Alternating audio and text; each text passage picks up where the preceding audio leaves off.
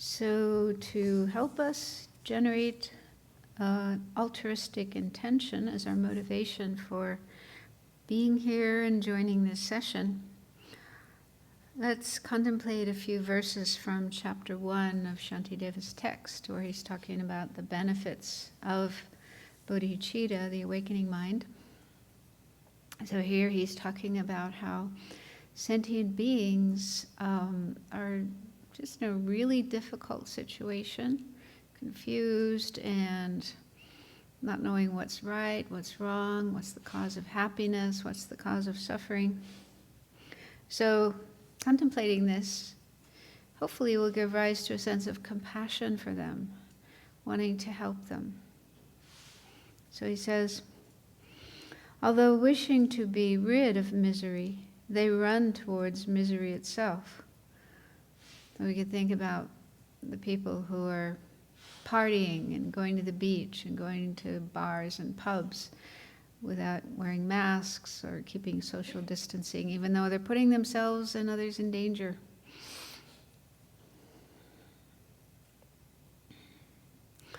And then he goes on, although wishing to have happiness like an enemy, they ignorantly destroy it. So everybody wants happiness, but they don't do the things that will bring real, genuine happiness, such as ethical conduct, generosity, patience, and the other perfections, like concentration and wisdom. So they're totally uninterested in doing such things.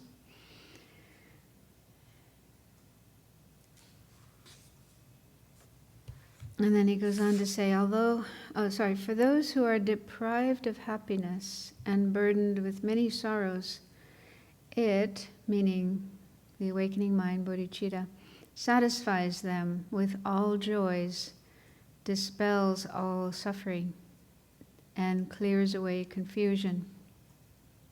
Where is there such a comparable virtue? Where is there even such a friend? Where is there merit similar to this?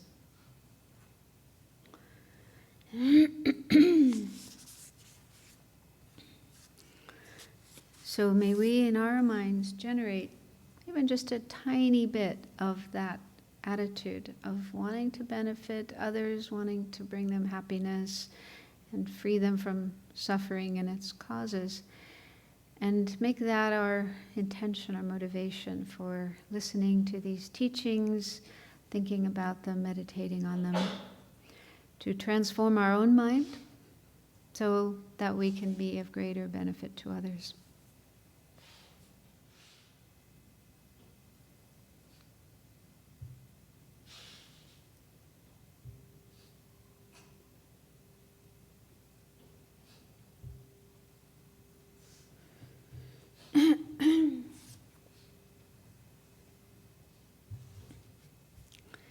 So we'll continue looking at the verses in chapter 9. Yesterday we started looking at the practice of close placement of mindfulness on the body to understand how the body doesn't exist inherently or independently. So we just started with verses 78 and 79. So he continues in the next verses with this theme. So the next two verses, 80 and 81, are responses to the idea of a whole body that is different from its parts. So as I read from something His Holiness had said in his commentary, he said, we do have a sense of our body being one whole thing. And you might object to that and think, no, I know my body has parts. But that's more intellectual. Like when we think about it or when we talk about it, we say, yeah, I know my body has parts. I've taken anatomy class and looked at anatomy books. I know there's a whole bunch of parts there. But if we don't think about it, if we just look at our kind of gut level instinctive feeling about our body, especially when we're doing something with our body, like doing yoga or jogging or dancing or looking in the mirror, or maybe we're on a cart being taken into an operating theater to have surgery, and feeling quite uncomfortable about the idea of some part of our body being removed. So, in those situations, then our feeling is probably, if we really check carefully and honestly, our feeling probably is our body is one whole thing, without parts. But that's something we have to check in our own experience. So that seems to be what Shantideva is talking about, as His Holiness said, that we do have the feeling sense of a whole body. And this idea of a whole body might be that it's something different from its parts, almost like there's the parts of the body, yeah, but there's still a whole body, a whole complete body. So he's saying in the next two verses that if there was such a thing, if there was a whole body existing on its own, different from its parts, then there's two possibilities for that, how it could exist. One would be that part of that whole body would exist in each part of our body. Like part of it would be in the hand, right hand, another part would be in the left hand, another part would be in the head, another part would be in the foot. Okay, so parts of this whole body would have to exist in each part of our body. Or the other possibility is an entire body, a whole entire body would exist in each part of the body. Okay, so the first verse says, if this body were to abide partially in all of them, although indeed the parts abide in the parts, in what does it itself abide?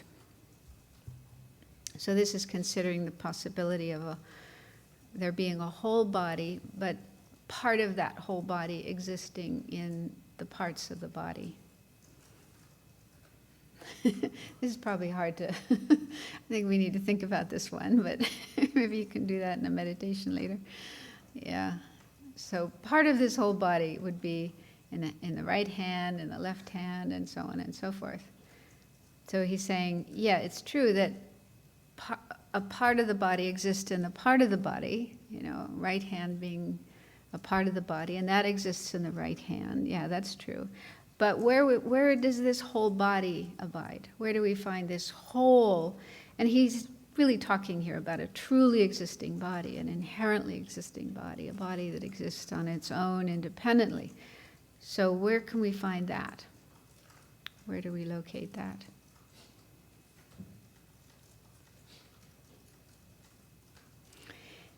Then the next verse is considering the second possibility, that a whole body exists in each part.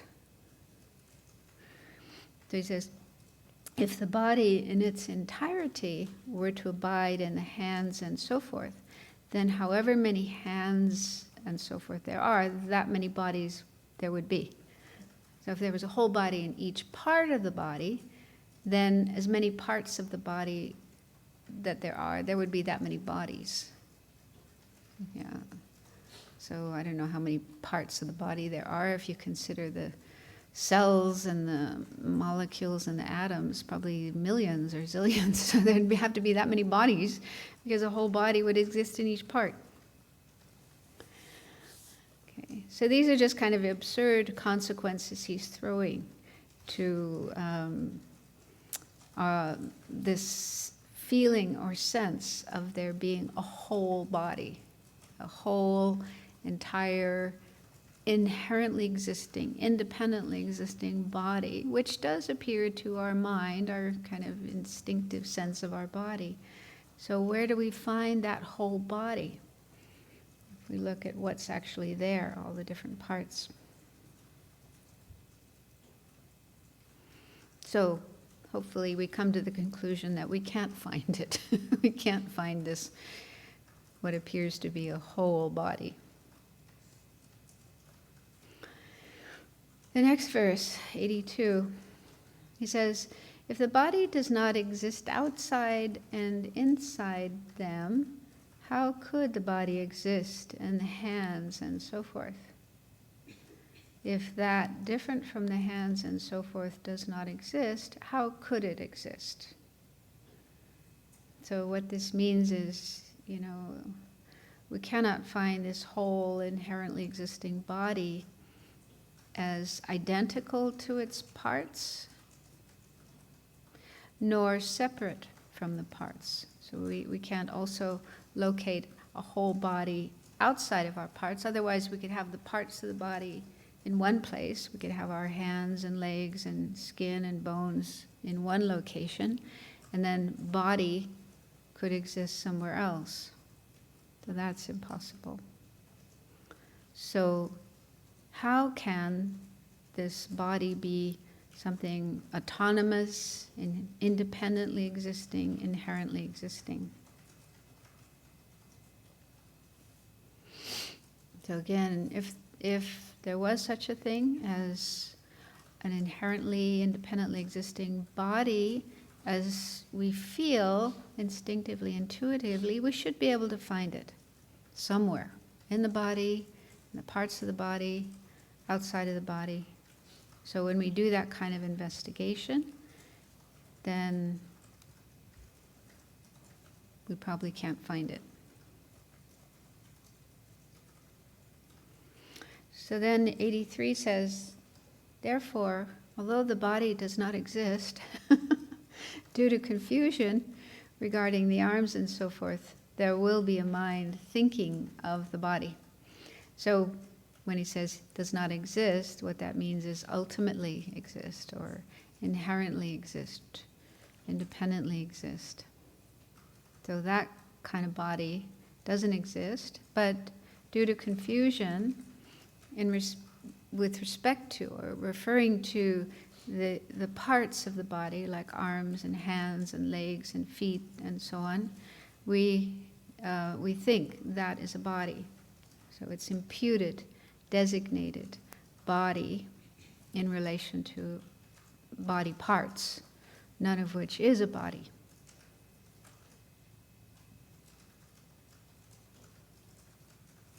So that's similar to what we were talking about the other day with a car. When you look through all the parts of the car, you can't find anything that is a car. So we just designate car on top of a whole bunch of non-cars, things that are not cars. So it's similar with our body. We just designate body on top of a whole bunch of things that are not body. And then he gives an analogy, like due to the feature of it being arranged in that shape, an awareness of a human being is generated with respect to a cairn.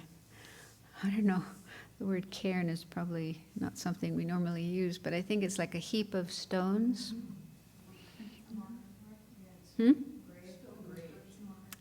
Yeah. So I think what he's saying is, maybe from far away and dim light, you might see this heap of stones and think that's a human being. It's probably better for us to think of something like a scarecrow or a dummy, a mannequin. That's much more in the shape of a human being. So it's possible, from a distance, and maybe the light isn't very clear, you might see a scarecrow or a dummy, a mannequin, and think that it's a real person, a human being there. So our mind might impute, label human being onto that object, when in fact there's nothing there that is a human being. And you might get scared too, if it's dark, and you might think that's a person there and they might harm me.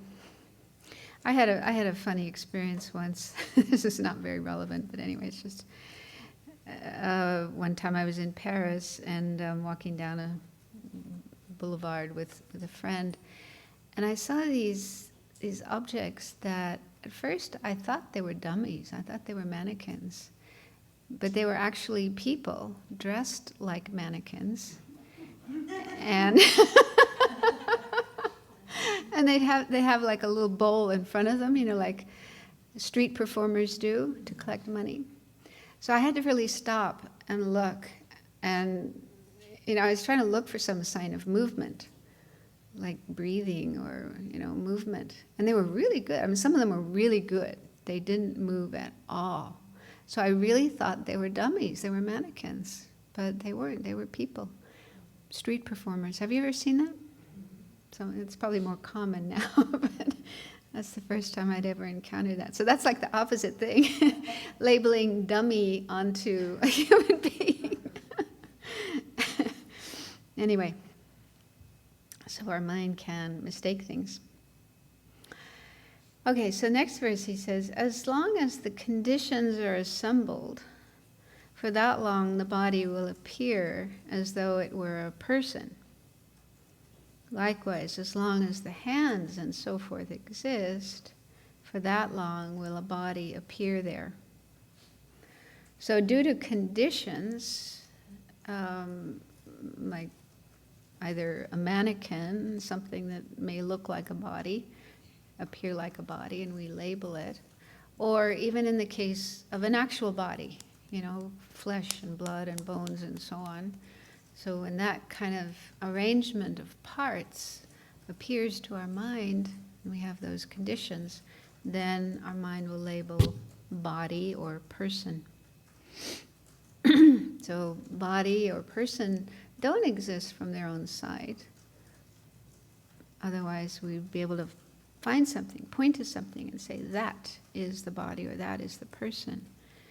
But we can't do that when we investigate. So these things exist just by being merely labeled by the mind onto these parts. And then he's going on to talk about how even if we take the parts themselves, for example, a hand, we say this is a hand, but is there something we can point to as being the hand? Okay? So this is the next verses, he's going into that. So he says, verse 85, similarly, because they're a collection of fingers, also, what is a hand? Okay, so if you analyze hand, can we find something we can point to as being the hand?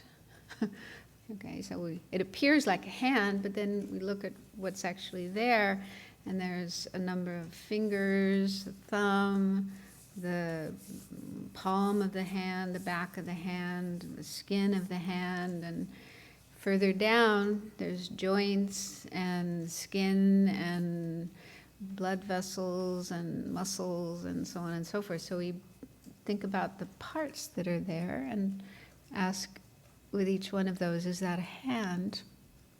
So we cannot find a hand when we try to find a hand within that collection of parts.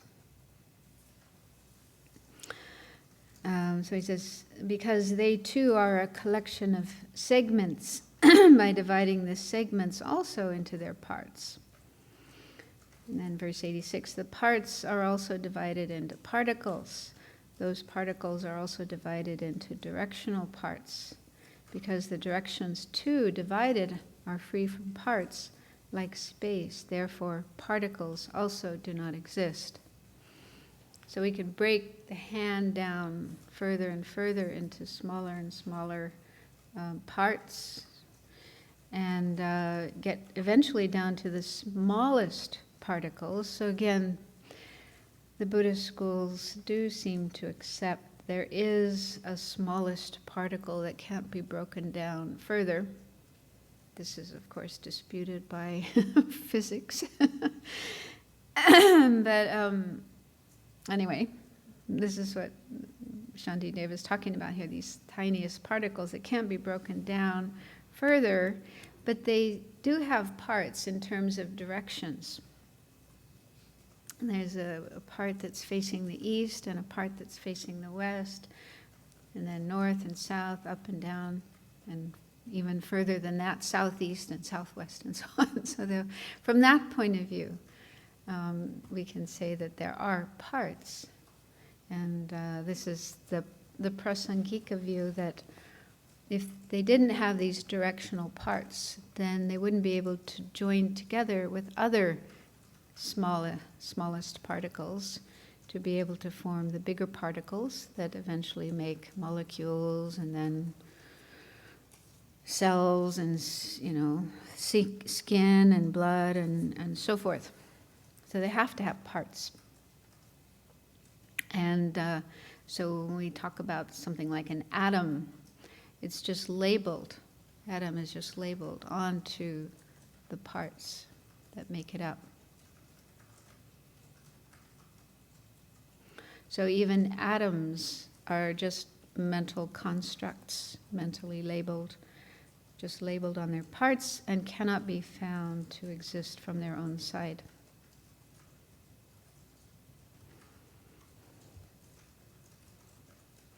So you did a meditation yesterday on looking at the parts of the body. Did you go that far down? You can do that today. Yeah, just thinking about the tinier and tinier parts. And when you get down to that level, according to physics, it gets really weird. Like, you really can't find anything solid, anything you can point to as being something. Okay, so the next verse, 87, hence, which discerning one would be attached to dream-like form? When, like that, the body does not exist, what are men? What are women? And that's similar to what Tara spoke in her response to the monks who suggested that she prayed to be born as a man. She said, I can't find a woman, I can't find a man. So I'll just read what His Holiness says about this verse.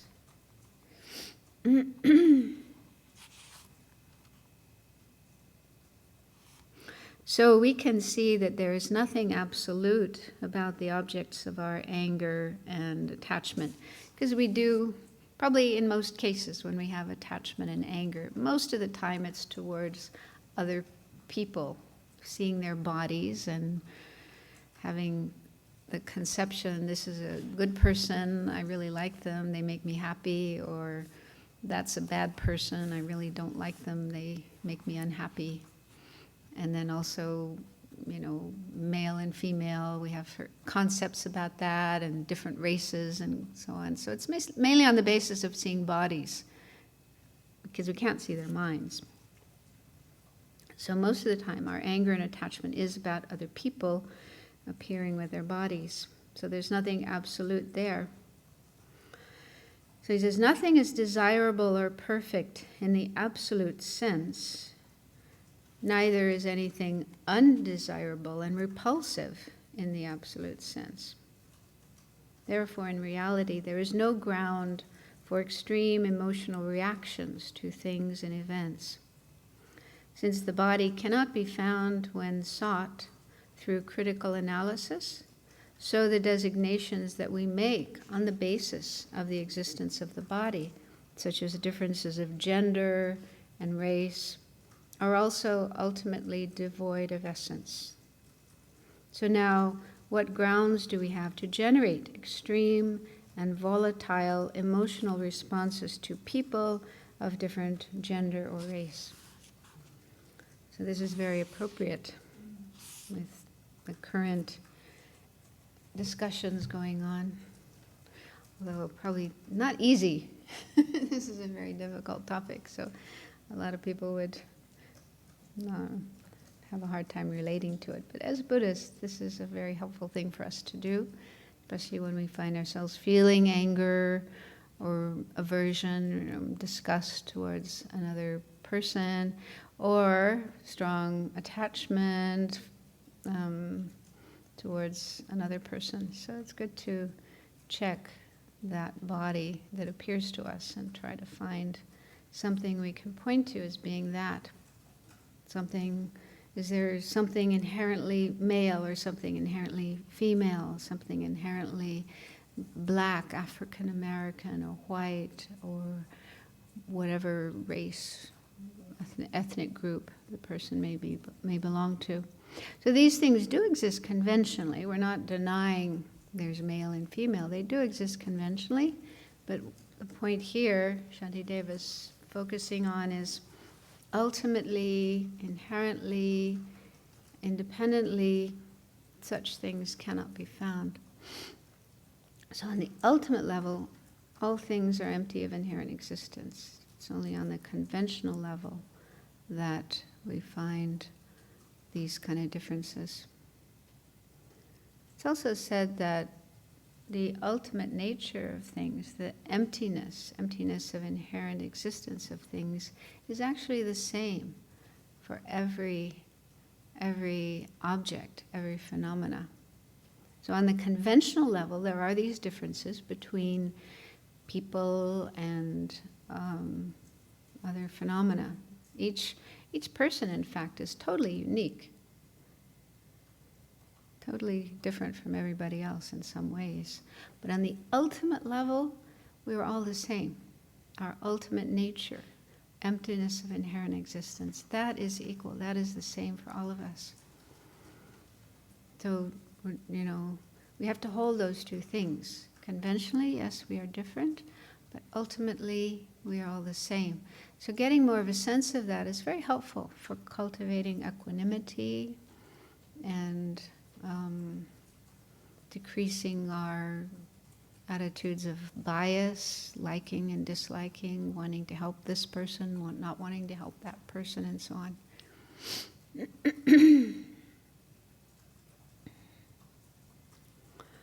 So that's the end of the section on the close placement of mindfulness on the body.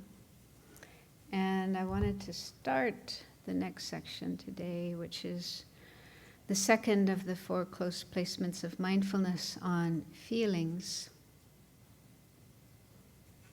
So feelings, just for those who are not familiar with this term, the way it's used in Buddhism, feelings are a mental factor, so they are aspects of the mind. And the way that word feelings is used in Buddhism isn't quite the same as in colloquial English, Western culture, because we tend to use feelings almost interchangeably with emotions. For example, we say, I feel hurt, I feel angry. So we sometimes use the word feelings as any kind of emotion. Whereas in Buddhism, it's not quite like that. Feelings are a more basic, initial reaction that we have to things that we perceive or experience in any way. So there's just 3 types of feelings in Buddhism: pleasant, unpleasant, and neutral, or kind of in between, neither pleasant or unpleasant. And it's an ever-present mental factor. It occurs with every single moment of our experience. So every single experience we have with any of our 6 senses, seeing, hearing, sense of smell, tasting, tastes, feeling sensations in our body, or with a mental consciousness, which includes our thoughts, our memories, our dreams, our fantasies, and so on. So in every single moment, with every single experience we have of any of these 6 types of experience, there's always a feeling accompanying that, simultaneous with that. And it's one of those 3, pleasant or unpleasant or neutral.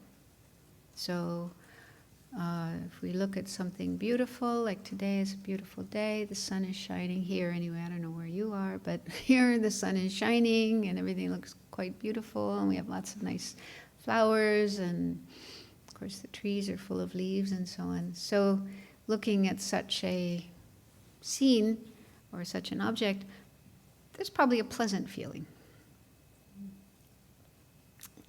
And I was thinking the other day, because we have roses growing now. Roses are growing in the garden. And I was thinking, it would be hard to imagine anybody who doesn't feel good when they see a rose. They're so beautiful, and they smell so beautiful as well. I think you'd have to be in a really bad state of mind not to feel pleasant when you see a rose. So I think probably most people have a pleasant feeling when they see a rose, and also smelling the odor of the rose. That's a quite pleasant feeling as well. So those are examples of pleasant feelings. And when we hear a sound, again, some people like one kind of sound, others like another sound, but probably a bird, singing of a bird, very sweet chirping of a bird. Probably we also have a pleasant feeling when we hear that kind of sound. And then when we taste something, something we like, something we find enjoyable, then there's a pleasant feeling with that. And then when we have feelings in our body, some sensations would be pleasurable, like, if you're cold and go out in the sun, feel the warm rays of the sun on us, that's probably a pleasant feeling.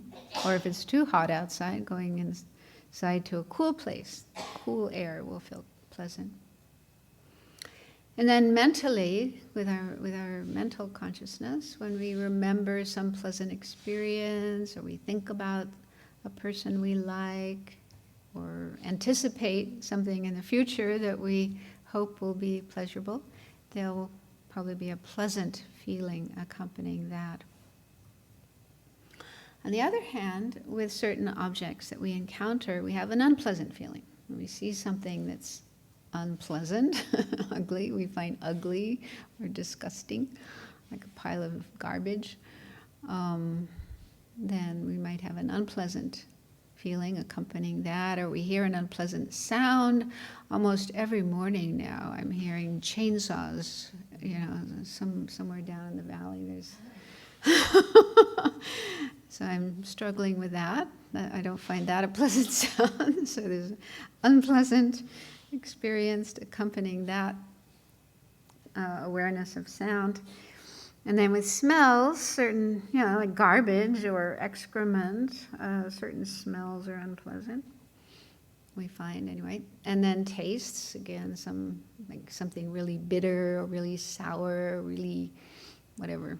We probably have an unpleasant sensation with that, or unpleasant feeling with that. And then in our body, tactile sensations, pain, something sharp touching us, or internally some pains, something uncomfortable. There would be an unpleasant feeling accompanying that. And then on the mental level, if we remember some painful experience, or we think of some person we don't like, or we anticipate, before going to the dentist, we might, kind of imagine unpleasant experiences in the dentist chair. So then, there would be an unpleasant feeling accompanying that. So feeling is a big part of our life, a big part of our experience. It's there every minute, every second, either pleasant or unpleasant. And then neutral feelings, much of the time we have a neutral feeling. For example, we're just looking at something that's kind of blah, like a plain white wall. Or hearing a sound that isn't particularly pleasant or unpleasant. So that's another type of feeling that we have. So feeling is very important in Buddhist teachings, because if we are not aware and not careful, not mindful, pleasant feelings can lead to attachment, grasping, craving. I want more of that. And I don't want to have to separate from that object. Unpleasant feelings tend to give rise to anger, aversion. I want to separate from that. I don't like that. I want that to go away. And possibly even, if it doesn't go away, I will make it go away. I will do something aggressive, destructive to it.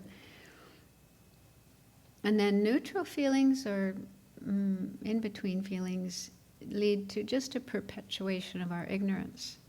Because, whatever we perceive, whether it's something we like, something we don't like, or something we are indifferent to, it appears inherently existing.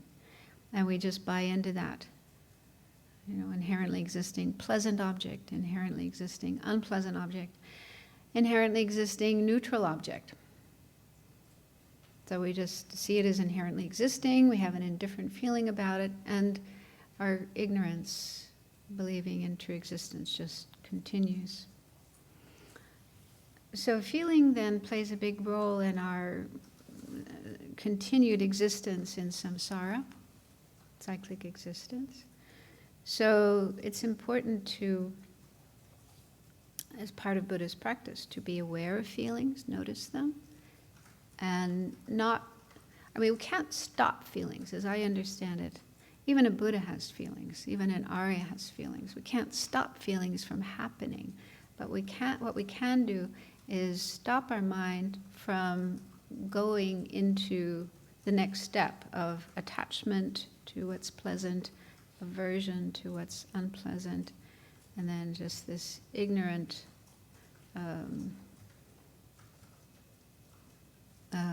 way of seeing things that are neither pleasant nor unpleasant. So we are encouraged to practice mindfulness of feelings. And again, the traditional practice of the close placement of mindfulness of feelings would be observe them when we're in meditation, but also outside of meditation during our day. Just try to be aware of feelings and understand that they are impermanent. They only last a moment and then they're gone. So we don't take them so seriously.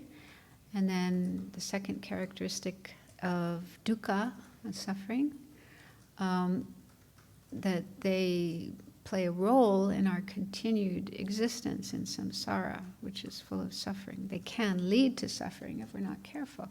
They can lead us to attachment, which itself is suffering and brings further suffering. They can lead to aversion, which itself is suffering and brings further suffering. And this ignorant in neutral state, indifferent state. So just to recognize the suffering nature of feelings, or the role they play in our situation in samsara. And then non-self, the third characteristic, that they are not self. They are just momentary mental states arising and passing, and they are not me. They are not who I am.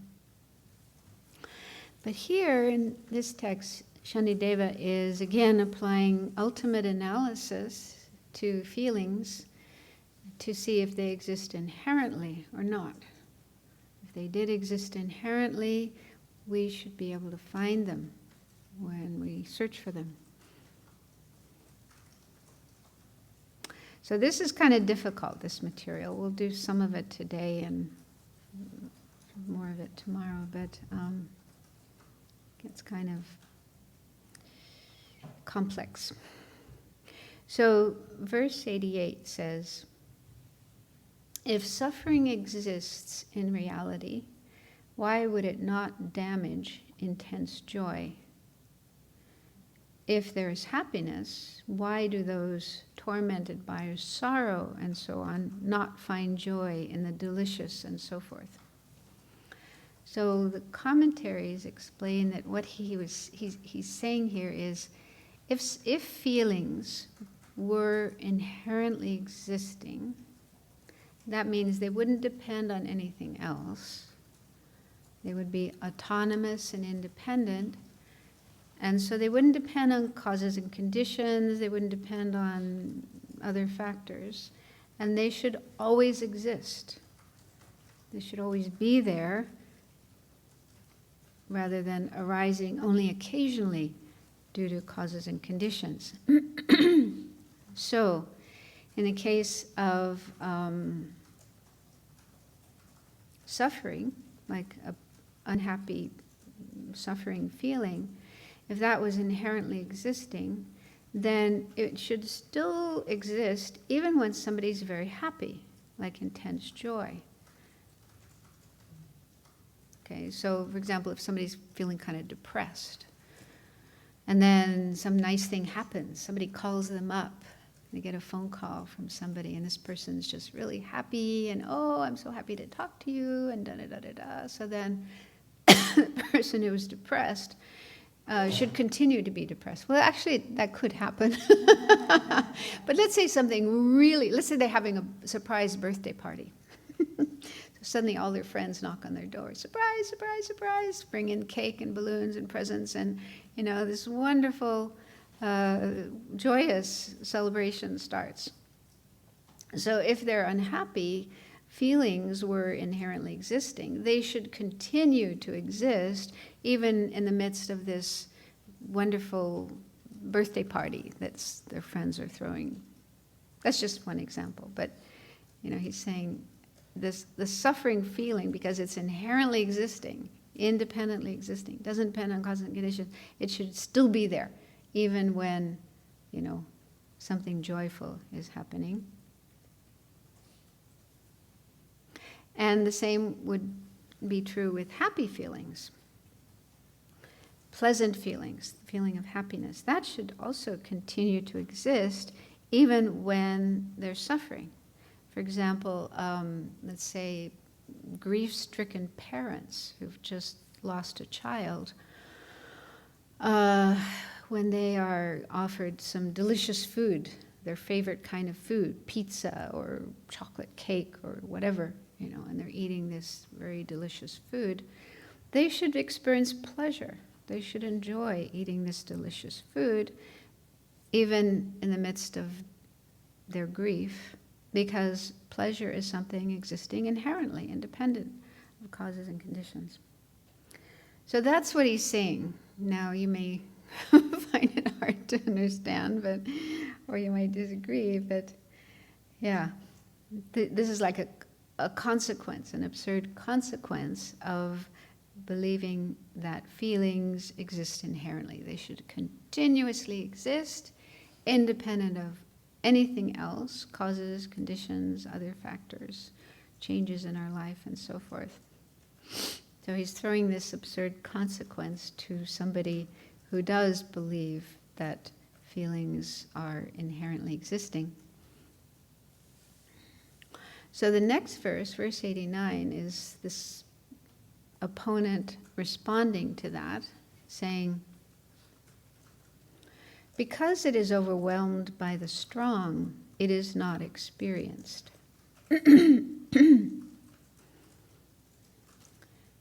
How can that which is not the nature of experience be feeling? So this is a little complicated, but the definition of feeling in Lorig, where we study mind and mental factors, the definition of feeling is it's an entity of experience. That's what feeling is. Its entity is experiencing. So feeling is that which experiences. It's the mental factor, which is part of the mind that experiences. And then pleasure or suffering are actually the object experienced by that mind. So pleasure is the experience, feeling is the experience, and then pleasure or suffering or neutrality is the object experienced by it. So what's happening in this verse is the opponent, who wants to believe feelings are inherently existing, he's saying, well, what happens in this kind of situation is that one type of feeling gets overwhelmed by another one that is stronger. Okay, so you might be feeling unhappy, but then a really strong, joyful feeling comes along and overwhelms the unhappiness. The happiness. The unhappiness, getting them mixed up. Or alternatively, if you're feeling joyful, then a strong feeling of sorrow will come and overwhelm the joy. But this person is thinking that the weaker feeling is still there. It's just not being experienced. Okay, so when strong joy comes along, the sorrow is still there, but it's just not being experienced. Or when you're joyful and then some painful thing happens, the joy is still there, but it's overwhelmed by the unhappiness. So that's the other person's position. So Shantideva says, how can that be? Because the very definition of feeling is the entity of experience. So if it's not being experienced, how can it be feeling? It's contradictory to say that there's a feeling there, but it's not being experienced. That makes sense? Kind of.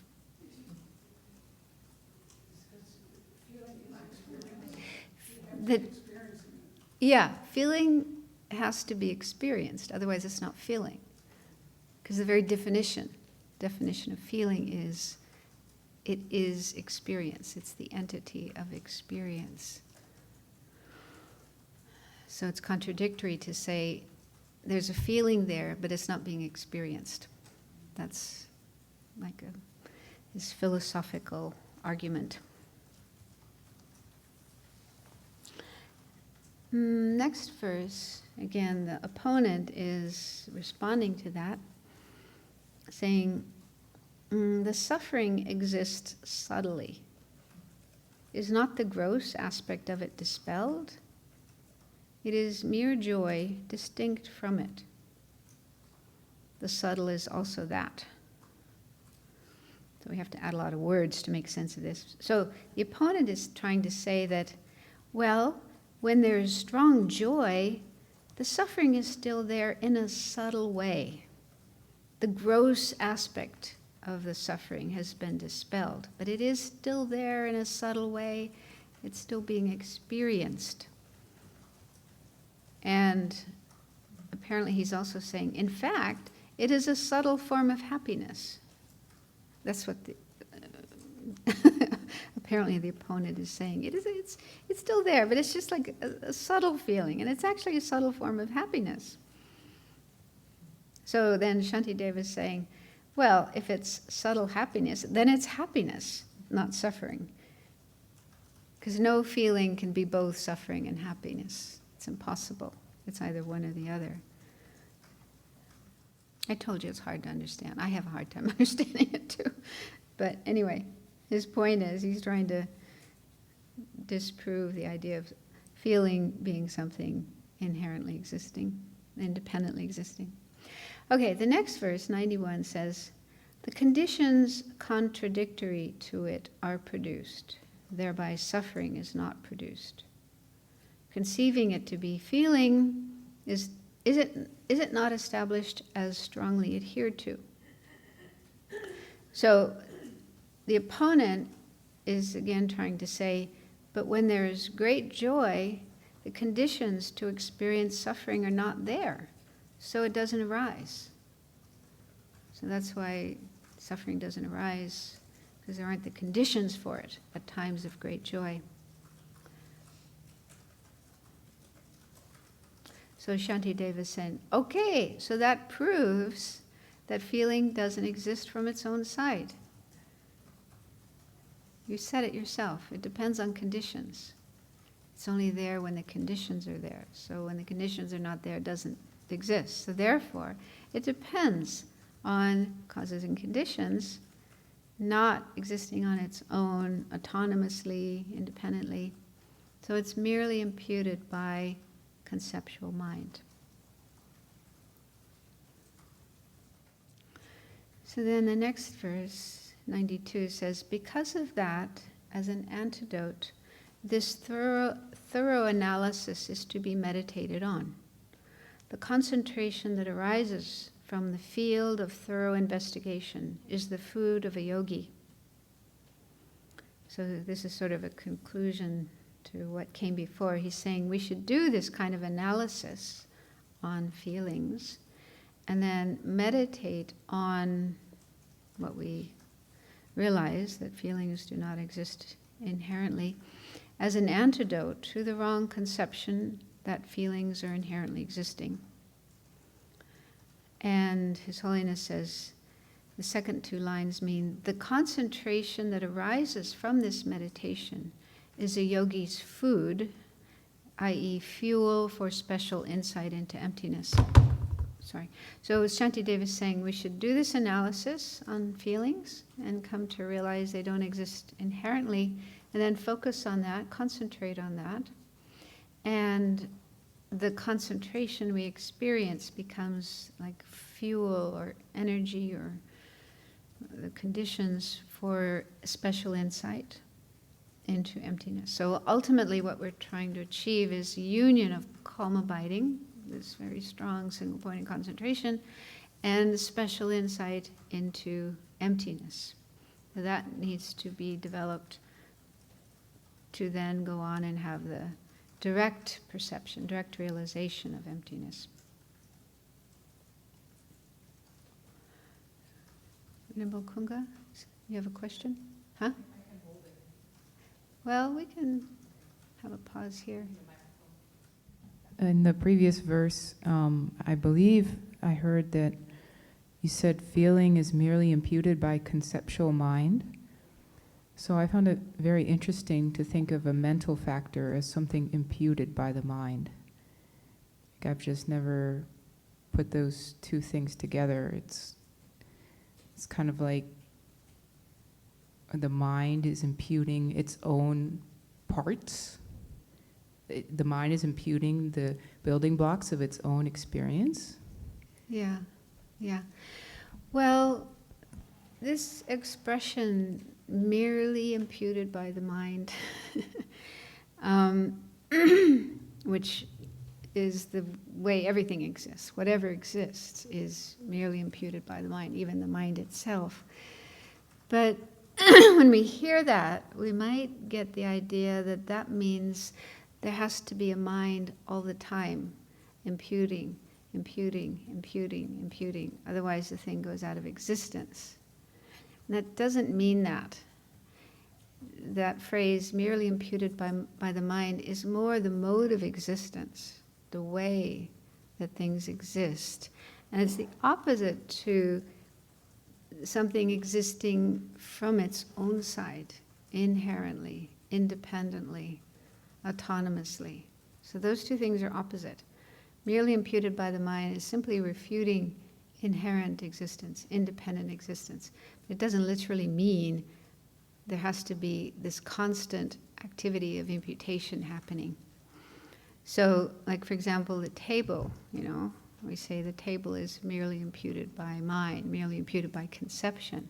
So that simply means that table isn't something existing from its own side and something we could find when we look among all the parts of the table. Table doesn't exist from its own side. Table is just labeled by the mind. But then people sometimes think, so does that mean if there's no mind around to label table, then it stops existing? Like when there's nobody in this room at nighttime, nobody's here saying table, table, table, table, table, then it doesn't exist anymore. It can sound like that, and people do get that idea that that's what it means, and it doesn't mean that. Yeah, it just means its status or its mode of existence it's just labeled, imputed by the mind. For example, the first person who ever created a table, produced a table, labeled it table, and then we just go along with that. Oh yeah, it's a table. We're just imputing it by mind, but it doesn't mean there has to be constantly a mind imputing it. One Lama in one book I read said, he gave the analogy of a pound of butter. You have a certain quantity of butter, and it's been measured already and determined that that is a pound of butter. And then even when it's not sitting on a scale that's saying pound of butter or pound, whatever, it's still a pound of butter. Even when it's in the refrigerator, nobody's weighing it, it still exists as a pound of butter. So in a similar way, something like a table or a mental factor is imputed as a certain word, a certain name given to it by conceptual mind. But that doesn't mean there has to be constantly mind conceptually imputing that. It's just its mode of existence. So feeling, going back to your question, feeling is a mental factor. It does exist. I mean, there is this aspect of our experience that feels pleasant or unpleasant or neutral whenever we see something or hear something. Or it doesn't exist as feeling from its own side. Feeling is just what we label it. We call it feeling. We label it feeling. I thought of feeling as like a direct experience, but to say it's a product of a conceptual It's not mind. a product of the conceptual mind, no. It's not that conceptual mind produces it or creates it. It just labels it. Just labels feeling onto this experience. But what Shantideva is saying here is we look for feeling. We try to analyze feeling. What is it? How does it exist? Is it something, it appears, I guess in our mind, when we do have feelings, it appears to exist on its own, from its own side. Something independent, autonomous. But if that was true, we search for it, we should be able to find it. And we cannot find inherently or independently. That's mainly what he's talking about here, is he's focusing on how it arises in dependence on causes and conditions. Therefore, it's not independently or autonomously existing as it appears to. So just to understand that feeling depends on causes and conditions. When we see some beautiful object appears to our visual or eye consciousness, we see that and a pleasant feeling arises. So it doesn't exist independently of causes and conditions. I think that's what he's saying here. Venerable Pema. It's feeling non-volitional, and Non-what? Non-volitional. We have no choice of what kind of feeling comes up, and is it linked to karma? Yeah, they actually say that feeling is the ripening of our karmic seeds. So that's why one person will have a pleasant feeling, another person will have an unpleasant feeling, even regarding the same object.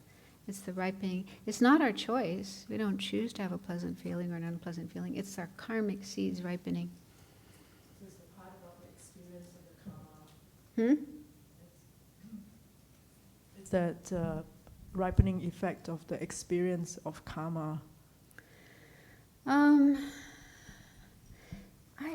When they talk about the different results of karma, they don't usually mention certain types of feelings, but it comes in the mental factors. It's explained in the mental factors that's the source of feeling. Of course there's causes and conditions, like seeing an object, so encountering an object, plus the karmic seed ripening. That's what produces feelings. I can't say I fully understand this. Don't expect me to fully understand, but that's just what it said in the teachings. And that is why it is that different people have different feelings, even regarding the same object, without choice. I don't think anyone chooses to have a pleasant feeling. Although I guess to a certain extent you can induce pleasant feelings by bringing to mind things that you have a pleasant feeling towards, or deliberately choosing to look at something that will make you feel pleasant.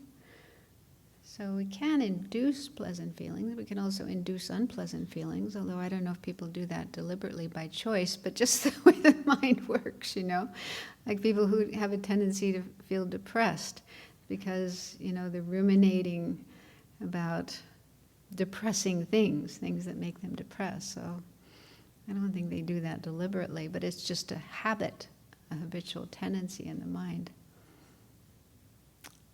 But once we become more aware of our mind, how our mind works, we can have more control or more, what's the word? I don't like the word control, something a bit more... Influence, yeah. More choice, maybe. More choice about our state of mind. If we see our mind starting to go in a direction that's making us feel unhappy and depressed and angry and miserable, we can pull our mind away from that and put it into something that's more positive, more uplifting. But people who have no practice of mindfulness, no understanding of how the mind works and so on, they're much more just out of control or under the influence of just whatever happens to pop up in the mind.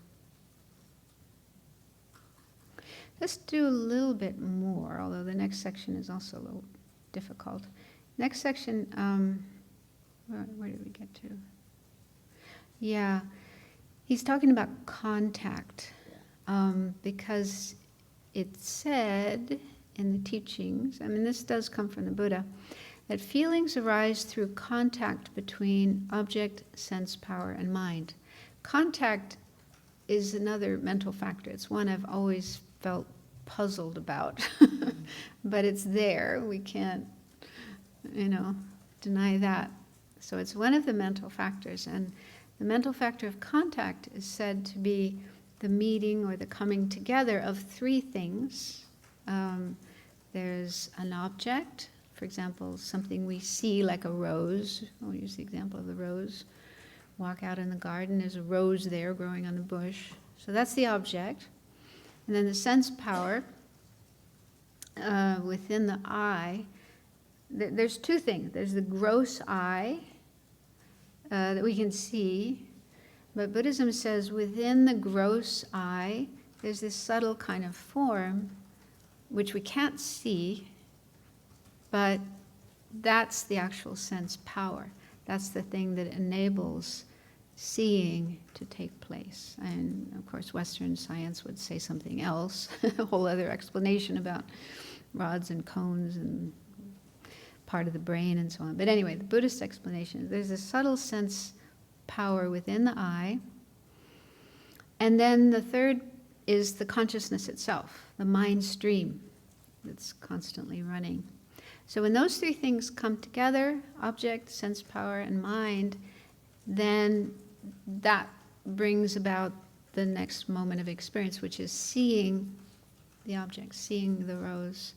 And when we have the seeing of the rose, together with that, simultaneous with that, will be a feeling, probably a pleasant feeling, if we're in a good state of mind.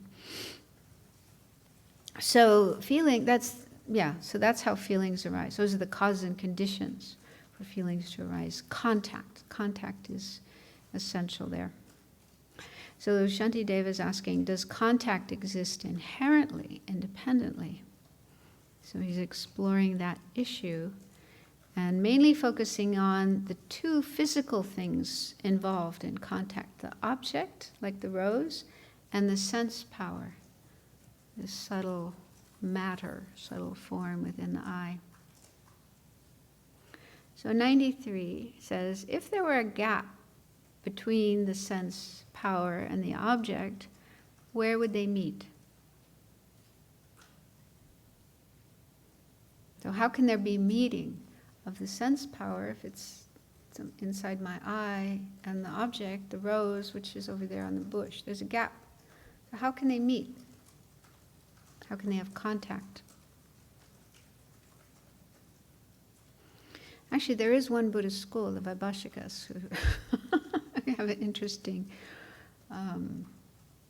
explanation. They say that when we see an object, our consciousness actually does go out of our body and contacts that object. So our consciousness goes out and touches the rose, and that's how we see the rose. I always thought that was interesting.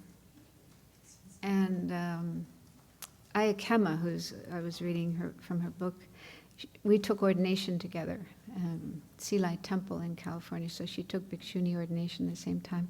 So we had a talk about this one day. And she was saying this. She was saying, yeah, when we're looking at the door over there, our eye consciousness goes out and touches the door. So I was like, wow, that's what the Vaibhashikas say. So that view is still alive. I think she did most of her studies in Sri Lanka. So, yeah, wow. Anyway, our school doesn't say that. But then it is a question, well, how does seeing happen? How does seeing happen if there is no direct contact with an object? Okay, so our sense power, which is inside of our eye, doesn't contact the object if it's over there. Then he says, also, if there were no gap, being a unit, what would meet with what? So he's saying if there was no gap between the sense power and the object, then they would merge and become one thing. They would occupy the same space and be one thing.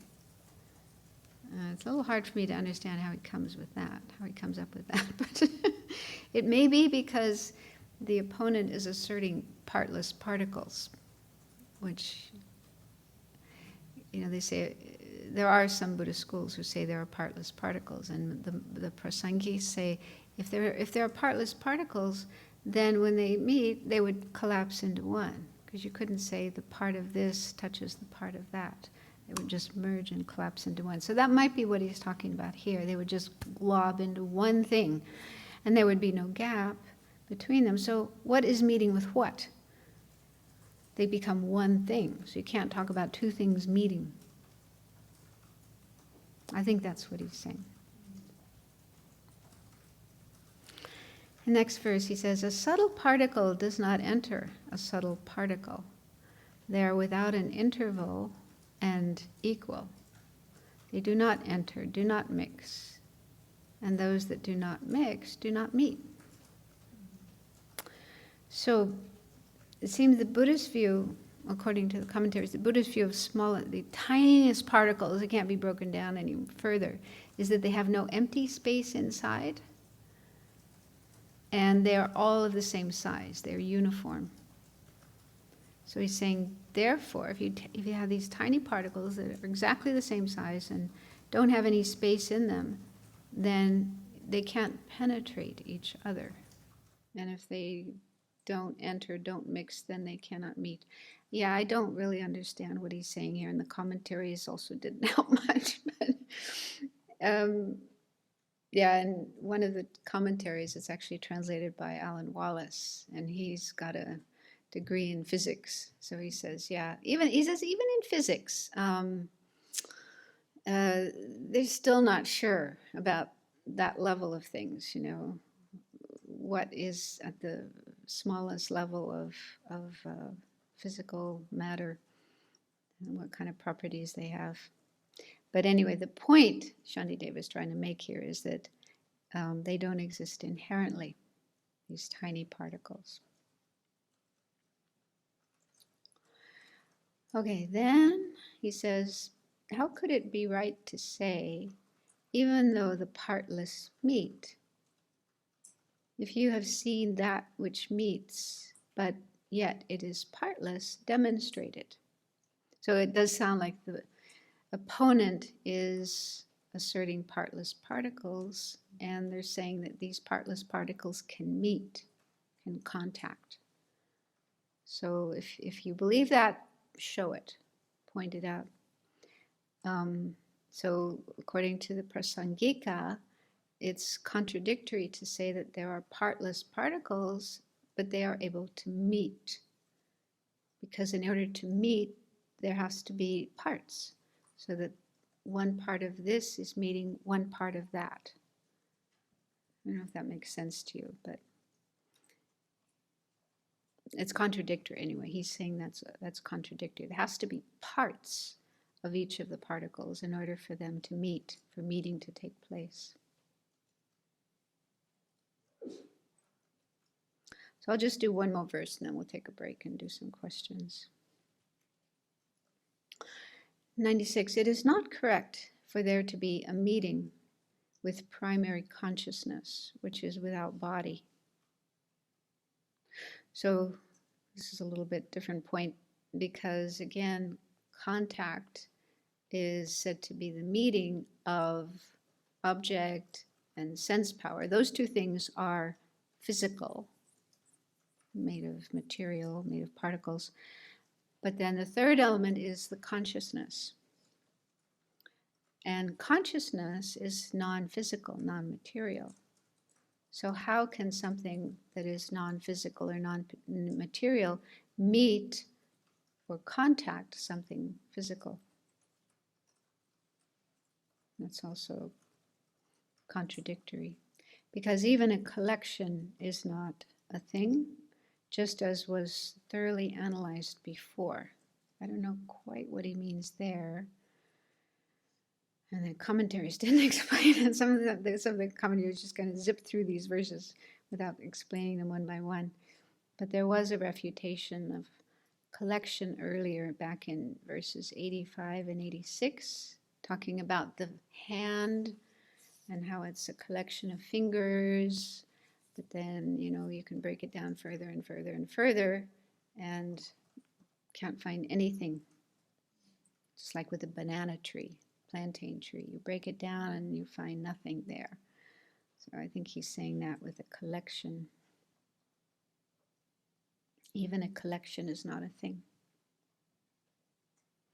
So like I said, I think this section is kind of hard. I have a hard time understanding it, but the point is, what we're trying to get to is to stop thinking of feeling as something existing inherently or independently.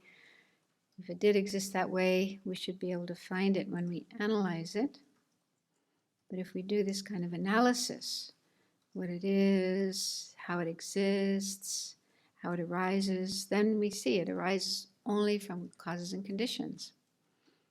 But even when we examine those causes and conditions, then it's difficult to find something solid and independently existing.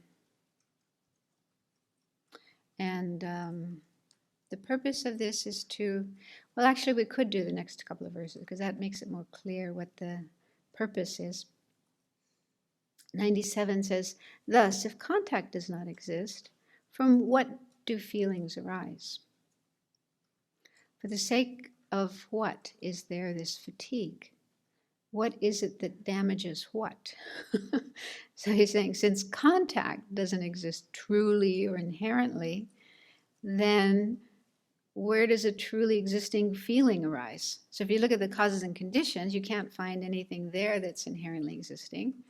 So how can there be a truly existing, inherently existing feeling arising from those causes and conditions?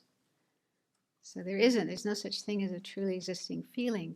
So why do we wear ourselves out trying to get pleasure and avoid suffering? Who or what is harmed by unpleasant feelings? So all of these different elements, the person, the mind, the feelings, are not inherently existing. Pleasure and pain are empty of inherent existence. So the conclusion, verse number 8, is when there is no one who feels and feelings also do not exist, having seen this situation, why do you not turn away from craving? So there's no truly existing person and no truly existing feelings that are felt and so on. So if we understand this situation, why don't we eliminate craving that wants so much to have pleasure and to avoid pain? Again, craving is one of the main causes of suffering. Running after pleasure and happiness and getting into all kinds of non-virtue in order to get pleasure and happiness, wanting to avoid suffering, and again getting into all kinds of trouble, non-virtue, to avoid pain. So if we can see how all the elements of this situation do not exist inherently or independently, hopefully that will enable us to understand that this pursuit of pleasure and avoidance of pain is useless. Okay,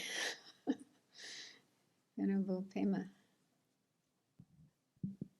I want to clarify, the contact is the cause for the feeling. Then both context and feeling are omnipresent mental factors.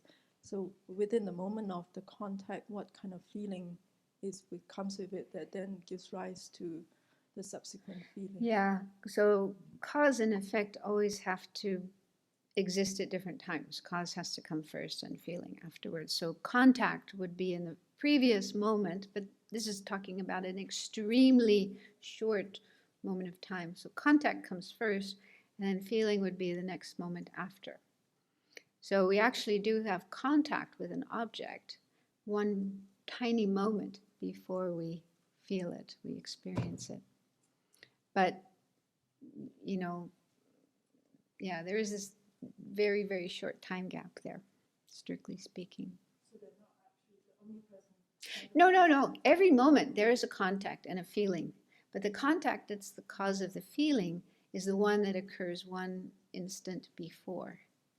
But in the next moment, when the feeling occurs, there's still a contact there. We have contact. Well, they say that to fully cognize an object, it has to be for at least several moments of mind. If it's just a very, very brief moment of time, we wouldn't have enough time to see the object, notice the object, experience the object. So there's usually a sequence of moments of, for example, seeing the rose or smelling the odor of the rose for us to be aware of it, to notice it. So there's this series of experiences where we're seeing the rose or smelling the rose, and the contact in one of those moments would be the cause for the feeling the next moment, and then the contact for that moment would be the cause for the next feeling. So it goes like that. And then at some point we might turn our attention to some other object and experience that and feel that. I think that's how it works. Thinking about the question about the merely imputed thing that you were talking about, and I was trying to make it a little easier for myself. And I was thinking about when we learned in the debate class about hidden objects. Hidden objects are also equivalent with like objects of knowledge, but the hidden objects are things that we know conceptually. So apples exist and they're objects of direct perception, but apples exist and they're actually also hidden, something that we know from that hidden way through thought. But the thought is actually getting at the apple. So in the same way, can't you say that's what they mean? Is that what they mean when they say imputed, merely imputed? It's just a way of the words describing this actuality, at least according to Galupas, that thoughts get at objects.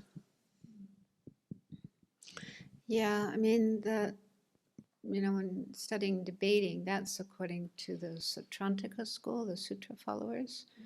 And their understanding of things is quite different than Prasangika. So like an apple, they actually say an apple is ultimate truth. All impermanent phenomena are ultimate truths. They have definite characteristics existing right there in the object. They're inherently existing and truly existing. There's a real inherently existing apple out there, kind of throwing itself at our mind, our eye consciousness. So we see it, and I don't know exactly, I haven't studied that much about Sautrantika and how they say, I mean, they would also say that, yeah, we just give the name apple to that object, but it still exists inherently from its own side. Whereas the Prasangikas would say that's not correct, that if you search for some kind of inherently existing apple, or even characteristics of the apple, like red or sweet or delicious or whatever, those do not exist inherently, independently. If they did, we'd be able to find them, independent of all causes and conditions and mental labeling and so on and so forth, and we cannot find that. Because I think it's a different approach to... But wouldn't you say in Prasangika that they would accept that hidden phenomena are equivalent with objects of knowledge? Yeah, they accept hidden phenomena. Emptiness, for example. Right. Emptiness is a hidden phenomena because it's not accessible. And in the beginning, it's not accessible to our five senses. It can't be known directly. We can only get at it by means of a valid inferential cognizer, which is conceptual. Later we can see it directly. But that cognizer, that inferential cognizer is actually getting at emptiness, just like a thought could get at an apple. So in that way you could say they're imputed, merely imputed. Or what is imputed? This expression, merely imputed by conceptual mind. Feeling doesn't exist from its own side. When Shantideva kind of blew off the opponent and said, this proves that feeling doesn't exist from its own side, you said it yourself. It depends on conditions. So it isn't existing autonomously. So it's merely imputed by conceptual mind. And I had the same thought that Venerable Kunga did, like, wow, feeling is not conceptual. Well, that's where I'm actually mixed up. Actually, I don't actually know, and we went over this last summer, and I'm not really clear about what Geshe Topke said. Yeah. Feeling is, I don't consider it to be conceptual, but mental feelings, I'm not sure what he said about. Well, any of the mental factors, on their own, they're neither conceptual nor non-conceptual, but they accompany every single mind. So when I'm thinking, that's a conceptual mind, and there's a feeling accompanying that. So then that feeling would be conceptual. But when you were just looking at an object, like visual consciousness, that's direct perception, non-conceptual. Feeling accompanying that would be non-conceptual. So feeling itself is neither conceptual or non-conceptual. But when we're trying to understand what is the nature of feeling, what is the status, what is its mode of existence? Is it existing from its own side, independently, autonomously? Prasangika says, no. It's dependent on causes and conditions. It's dependent on parts, initial part, beginning, middle part, later part, divided in terms of time. And it's dependent on being labeled, feeling. It's not that conceptual, it's not that feeling is conceptual or that conceptual mind creates feeling. It's just its mode of existence. It's just named feeling. And what it is that names feeling is a conceptual mind. Direct perception doesn't name, doesn't give names to things. It's that part of our mind that's conceptual. It gives names to things. Getting at it. I'm bringing this up is because in the Anne Klein book, this is one of her big points, is that the biggest point of that book is that inference gets at emptiness. So you have to say inference gets at the object. And so I think this is where the language sometimes throws me. So like I had the same reaction as Venerable Kunga did, but when I come back and then think about it through what we're really saying when we say that, then I think this makes sense to me. That conceptual thought gets at an object, and the object might be an object that is also perceived non-conceptually, like an apple, through vision. Yeah, so for example, your mother, okay, she's over in Michigan, so you can't see her right now with your visual consciousness, but you can get at your mother with thought, I mean, memory, thought, and so on, that's conceptual mind. You can still get at your mother right now in this room without having to go and physically meet her. So yeah, conception is able to get at objects that are not accessible to direct perception. So I think we better stop here. Yeah. Does that mean that we are saying that when we're talking about the mental factor feeling is the same as the object mother? And so we can only access that through concept. When we're just saying that this is a mental factor, and so it has to be, how do I say this? That in order to even know and talk about it, of course it's conceptual. Well, I was shaking my head because I was thinking for us, it may be hard to be aware of our feelings. We can develop mindfulness that is able to observe feelings that we have. And yeah, I guess the mind that does observe feelings or experiences feelings wouldn't be any of our five senses. It would have to be mental. It would have to be the mental consciousness. So this is an interesting question. Yeah, what is it that observes feelings? What is it that is aware of feelings? I think one would be memory, like, you know, the moment after having a feeling, there's this, and memory is conceptual, oh, that was a pleasant feeling. To have it at the same time, there is a mental factor called introspection. Introspection is the ability to observe the mind. But whether that could happen simultaneous with the feeling, I'm not sure. I remember some classes I had with Geshe-la Kelsang Wamo in Israel, and we were talking about this, and you know, what's happening when we talk about mindfulness and being mindful of our own experience.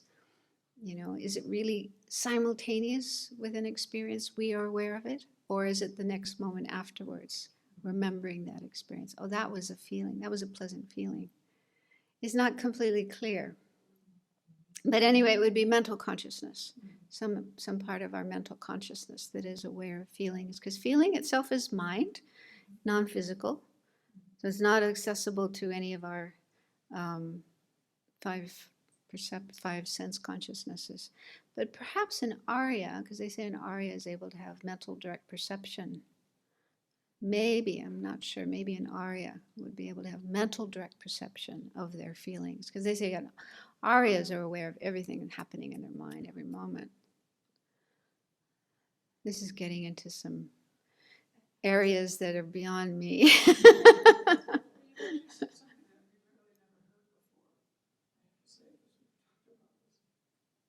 This a handful of times, and I've never really heard this way before, and actually have to really think about this in different contexts. But because in the past we've talked about physical feelings being actually tactile sensation, but what you're saying is that the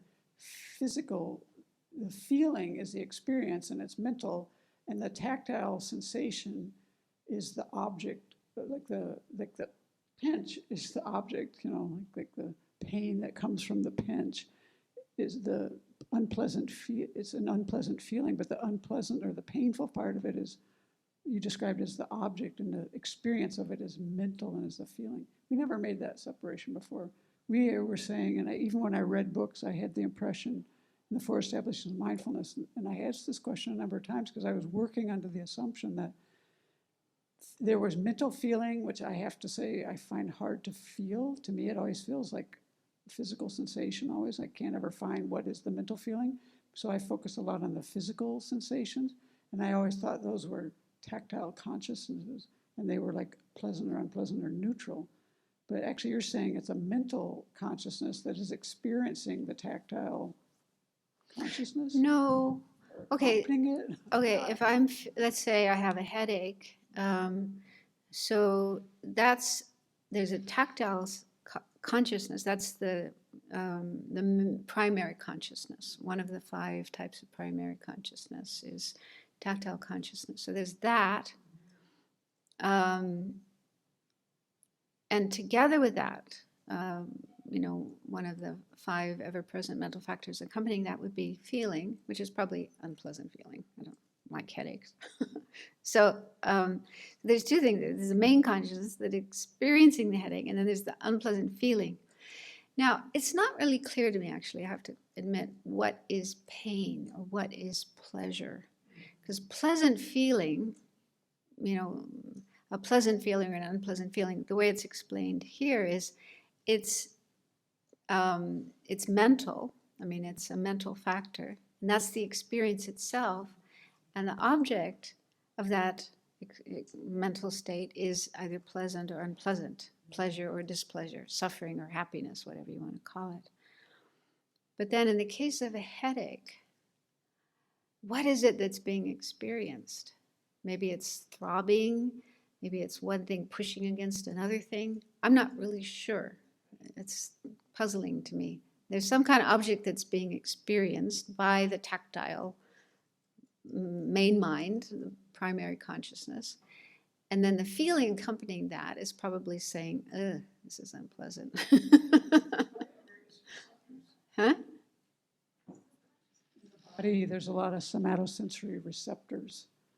That's what they're called, somatosensory receptors. And there's a lot of different kinds that are sensitive to different things. There's even things that are, there's different kind of receptors in the body that are sensitive to current, to like work electrically or chemically, or bigger and work related to pressure and pain and all different kinds of things. So those are the end organs, I guess you would say, that are the physical part that's happening in the body. That's the physical experience. And then the tactile consciousness has awareness of that somehow. Yeah, because in Tibet, in Buddhism, they're only talking about the mind. They're not talking about the brain and nervous system and how that all works. So one of these days, hopefully, somebody will put the two things together. Maybe Richard Davidson. What's actually going on when there's pain or when there's pleasure? Yeah, it's out of my realm. There's a lot of work to do to put together. Also with seeing, the scientific explanation of what's happening when we see is quite different than the Buddhist explanation. So is there any kind of overlap? Are they totally different, or there is some kind of overlap there? That's a job to do.